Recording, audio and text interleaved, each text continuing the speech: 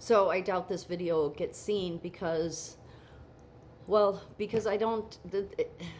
Gen X is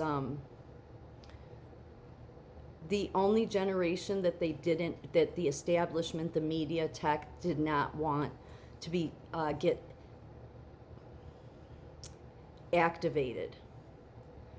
For one reason, because they don't know what to expect from Gen X. Because Gen X is the only generation that the establishment on either side couldn't influence Gen X. Because the only thing that will influence Gen X is authenticity. Authenticity will be loyal to you. And loyalty and authenticity is huge to Gen X.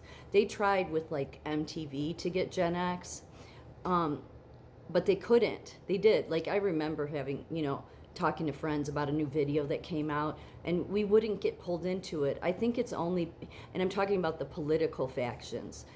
We were raised with a positive view of America, so we loved America, but we never expected, there was no reason to get influenced by any factions. We saw them all as bullshit.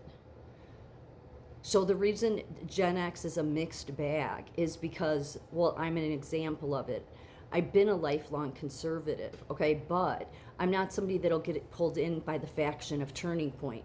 So what have I done the last year? I've called Turning Point out as bullshit and no different than an LGB.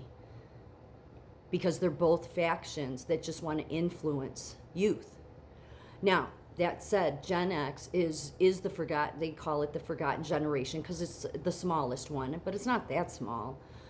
However, it's sandwiched in between the two biggest, okay, or between two big ones. So they're considered the forgotten generation.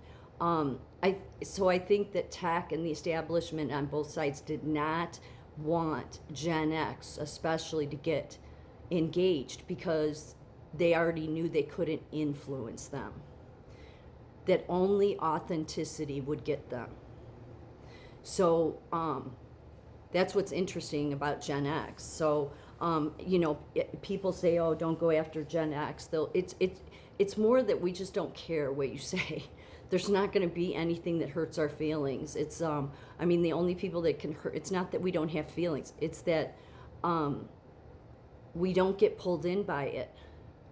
The majority of Gen Xers went to community college, so they didn't get influenced by the universities. They didn't care about the big fancy prestige universities, okay?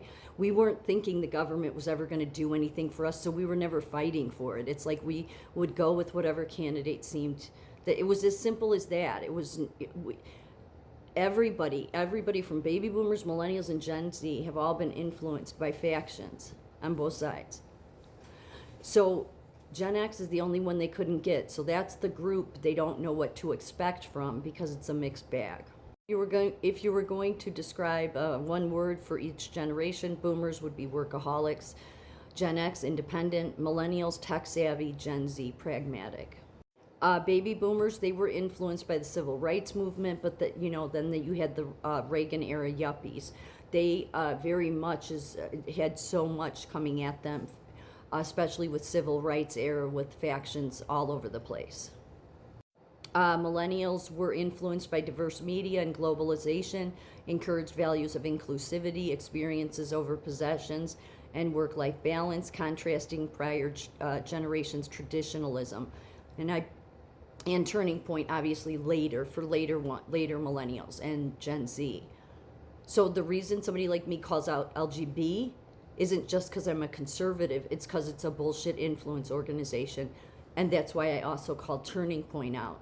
See, again, what the core value of Gen X is authenticity and loyalty, but authenticity.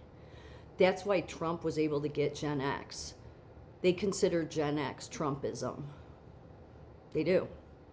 Because we knew he was legit. We knew he was authentic. Every other one isn't. So when we would see that none of them are authentic, it's like, yeah, we may go vote, but we're not going to be pulled in. They couldn't get us in our most formative years. So the influence here is during the formative years. Gen Z, I think everybody knows because most of us saw it. influenced by Black Lives Matters, LGBT. They too valued the progressive stuff, globalism, and Turning Point. Turning Point became what the right decided to do to counteract all this left and globalism.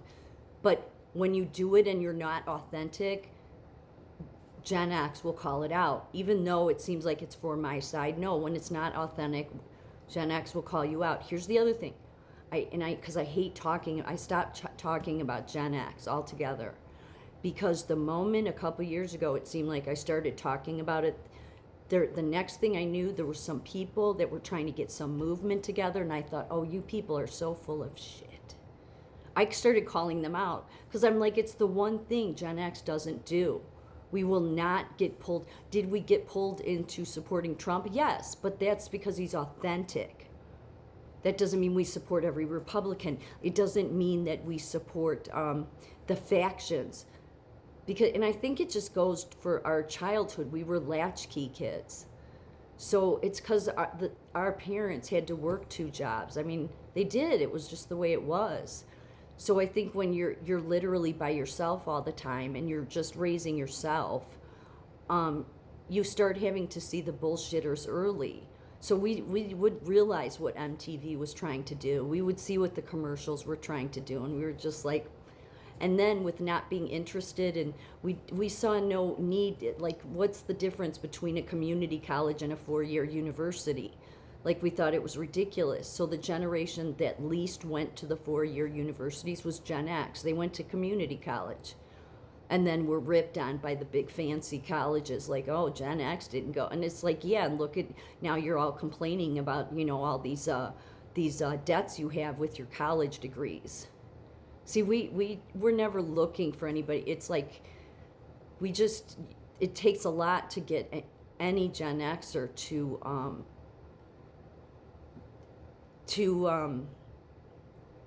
be loyal or to attach to anything.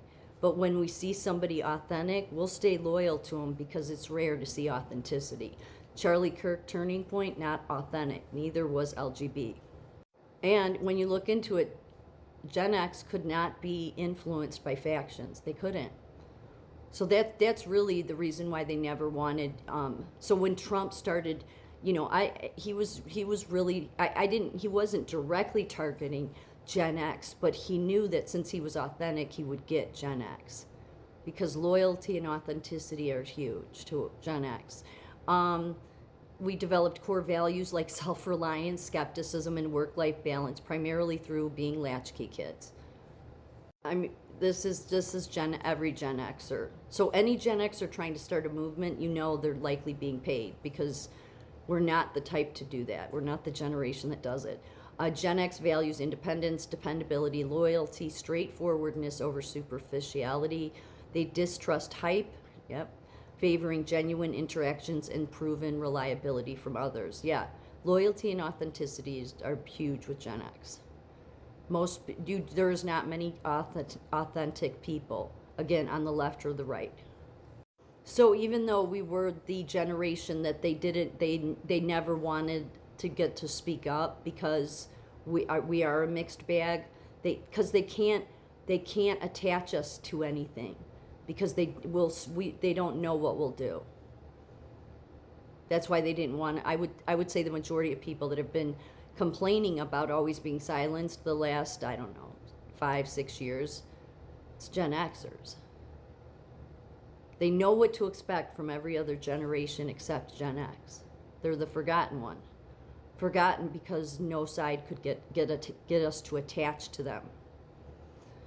Because while everybody else was attaching to influencers, whether it's Turning Point or LGB, our generation was busy calling them out.